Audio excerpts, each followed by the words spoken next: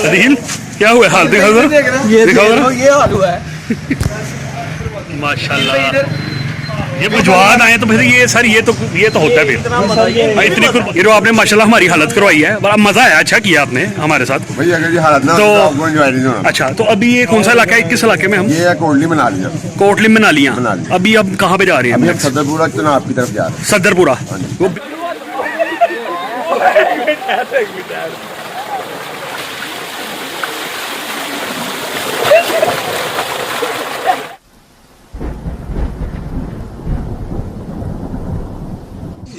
पूछे भी साथ साथ। तो ये क्या सीन है?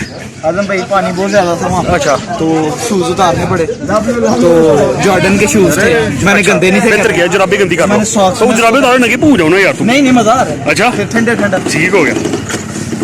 चले जी, अब यहाँ से हमने ज़रा अपने आप को थोड़ा सा रिफ़्रेश किया है। हालत रिफ़्रेश होने वाली थी, नहाए बगैर काम नहीं चल सकता, लेकिन कुछ बेहतरी हुई है। और यहाँ से अब हम जनाब आगे सफ़र करेंगे दरिया चनाब की तरफ।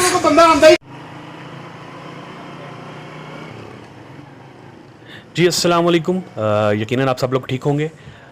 एपिसोड 3 में जनाब आपको खुशामदीद कहते हैं। और इस वक्त जनाब कोटली मनालियाँ से हमने दोबारा सफ़र का आगाज़ किया और यहाँ से जनाब हम जा रहे हैं सदरपुरे के मकाम पे, जहाँ पे दरिया चनाब बहता है। यानी कि बिल्कुल इंडियन बॉर्डर जो है उसके बिल्कुल पास ये इलाका है। और दरिया चनाब का जो एंट्रेंस पॉइंट है, जहाँ से दरिया चनाब पाकिस्तान की हदूद में दाखिल होता है, उस पॉइंट पे जनाब हम लोग जा रहे हैं। और इस इलाके की खूबसूरती, मतलब अब थोड़े से मोहल्ले आते हैं, छोटा सा बाज़ार आता है, उसके बाद फिर ये ग्रीनरी खुले मैदान आ जाते हैं। तो यहाँ पे जनाब इस वक्त अक्सर लोगों ने हमें बोला कि यार ये यहाँ पे आने का मौसम नहीं था। ये देखिए आपको सारी फसल जली हुई नज़र आ रही है, यानी कि फसल की कटाई जो है वो हो चुकी है। उसके बाद मेरा ख्याल है ये सिट्टो वगैरह को जो बाकियत रह जाती है उसको आग लगा देते हैं, जिसकी वजह से हमारी जो थकावट है उसमें बहुत ज़्यादा इजाफा हो रहा है। मतलब धूल उड़ रही है, ये जला फसल को जलाने की वजह से बहुत सी ऐसी चीज़ें हवा में जो है ना वो तैर रही हैं, जिसकी वजह से वो आपका वो आगे मैंने भी जिक्र किया था कि जो शक्लों की जो हालत हो रही है, कपड़ों की जो हालत हो रही है। तो बहुत से लोगों ने कहा कि जनाब बजवात को घूमने का जो असल वक्त है वो अक्टूबर या नवंबर, मतलब थोड़ा सा ठंडक वाले मौसम में यहाँ पे आ जाए तो इस इलाके की खूबसूरती को मज़ीद एक्सप्लोर किया जा सकता है। ये जनाब हम लोग दरिया चनाब के करीब पहुँच चुके हैं, सदरपुरा का मुकाम। और ये जनाब ये देख लें, ये खुला इलाका आ गया है, रोड को हमने छोड़ दिया है। तो ये सामने दूर हमें दरिया चनाब, ठंडा ठंडा दरिया चनाब बहता हुआ नज़र आ रहा है। तो ये जनाब इस वक्त जिस एरिया में हम लोग घूम रहे हैं, यानी कि सुबह 10 बजे का टाइम है और सूरज सर पे है, लेकिन दरिया की ठंडक यहाँ पे हमें महसूस हो रही है। तो ये जनाब हमारे सब लोग यहाँ पे खड़े हो गए हैं। तो यहाँ पे हम सोच रहे हैं कि किनारे तक कैसे जाना है। तो हर बाइक्स को हम किनारे तक लेके जाते हैं, तो उसके बाद दरिया चनाब के जो मज़ीद खूबसूरत नज़ारे हैं वो आपको दिखाते हैं। तो ये जनाब अब हम लोग दरिया के किनारे के करीब जो है वो इंशाल्लाह वहाँ तक हम लोग पहुँचते हैं।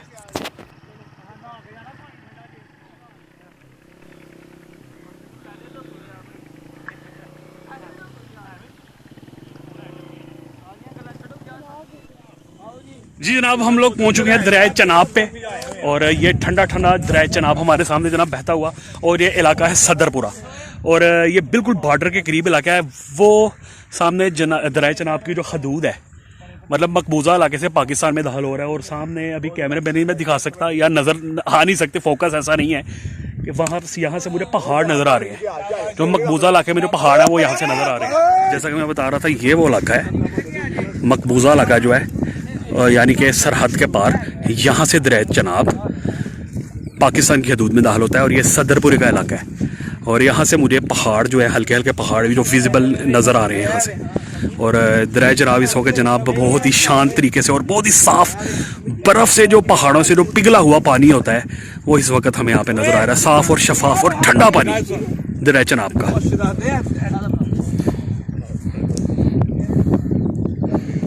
वाह, ये है जनाब बजवात, ये है खूबसूरती बजवात की।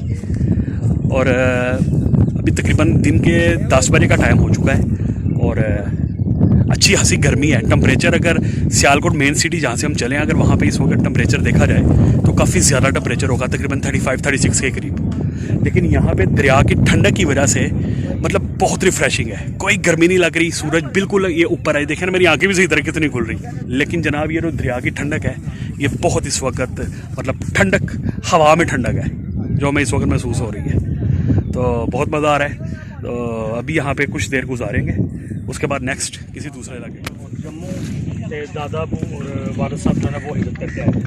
तो इस दरिया से हमें इसलिए भी प्यार है कि ये हमारे आबा अजदाद के इलाके से बहता हुआ यहाँ तक आता है, और जब ये सियालकोट में एंटर होता है बजवात से गुजर के, तो फिर हमारे लिए वहाँ पे बड़ी जज्बाती कैफियत होती है। तो कभी कभार चंद साल गुजरने के बाद हम ज़रूर यहाँ पे आते हैं कि अपना वो जो जज्बाती ताल्लुक़ है उसको निभा सकें और इस दरिया की एंट्री को हम दे सकें। आज भी हम इसीलिए यहाँ पे ये सर वजाहत ने जो काम किया उनके बारे में क्या है? मियाँ वजाहत साहब एक बहुत अच्छी शख्सियत हैं, इनका स्कूल के साथ एक बड़ा जज्बाती लगा हुआ है, और इनकी बहुत मेहरबानी है कि इन्होंने हमें नेचर के करीब तरीन रस्तों से लेकर आए, जंगलों में से, खेतों खलियानों में से, वो अलग बात है कि मट्टी धूल धप्पा काफ़ी था, लेकिन ये चीज़ें ज़्यादा उसका हिस्सा होती हैं, नेचर का हिस्सा होती हैं। लेकिन बहुत एंजॉय किया सर, आपका बहुत बहुत शुक्रिया। अब हम ये तवक्को करते हैं कि अब आप जाते हुए एक लजीज खाना भी खिला रहे हैं हमें, एक डेरे पे आप हमें लेके जा रहे हैं और वहाँ पे एक लजीज खाना जो आप हमें खिलाएंगे।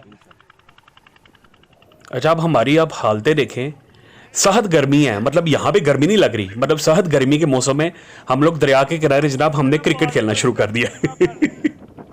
तो ये जनाब मतलब और कुछ समझ नहीं आ रहा था, बच्चे बैट और बॉल लेके आए हुए थे, तो हमने जनाब क्रिकेट खेलना शुरू कर दी। अब यहाँ पे थोड़ी सी क्रिकेट खेल के उसके बाद आगे की तरफ निकलते हैं।